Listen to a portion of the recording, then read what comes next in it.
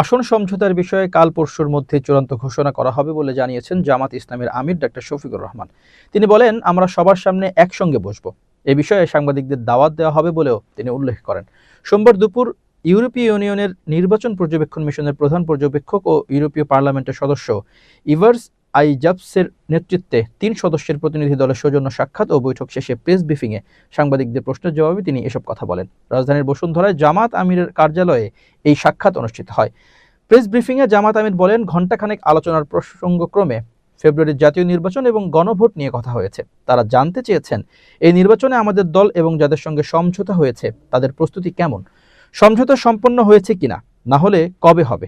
আমরা তাদেরকে বলেছি মঙ্গলবারের মধ্যে এটার একটা শেপ পাবে। নির্বাচন প্রক্রিয়া চলমান অবস্থায় আইনশৃঙ্খলা পরিস্থিতি, সরকারের ভূমিকা, নির্বাচন কমিশনের ভূমিকা আমরা কিভাবে দেখছি এটা তারা জানতে চেয়েছেন।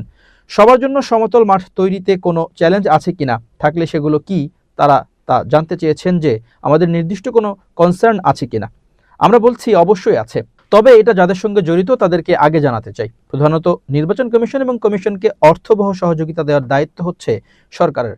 আমরা এই দুই অথরিটিকে জানানোর পর সমাধান পেলে আর বাইরে কাউকে জানাবো না, আর সমাধান না পেলে জনগণের জানার অধিকার আছে, তাদের জানাবো।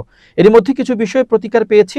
জামাত আমির বলেন, তারা আরও জানতে চেয়েছেন আগামীতে আমরা যদি সরকার গঠন করি তাহলে বিশ্বের সঙ্গে এবং প্রতিবেশীদের সঙ্গে আমাদের সম্পর্ক কেমন হবে। আমরা বলেছি বিশ্বের সব সভ্য, শান্তিকামী এবং গণতান্ত্রিক রাষ্ট্রের সঙ্গে আমাদের বন্ধু সম্পর্ক থাকবে। প্রতিবেশীদের সঙ্গেও প্রতিবেশী সুলভ সম্পর্ক থাকবে। তারাও যেন আমাদের সঙ্গে প্রতিবেশী সুলভ আচরণ করে। সেই আচরণ হলো পারস্পরিক শ্রদ্ধা ও সমতার ভিত্তিতে।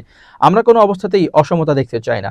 বাংলাদেশের পররাষ্ট্রনীতির ব্যাপারে বলেছি, আমরা কোনো নির্দিষ্ট রাষ্ট্রের দিকে ঝুঁকতে চাই না, বরঞ্চ সারা বিশ্বের সঙ্গে সম্পর্ক রেখে আমরা দেশকে এগিয়ে নিয়ে যেতে চাই।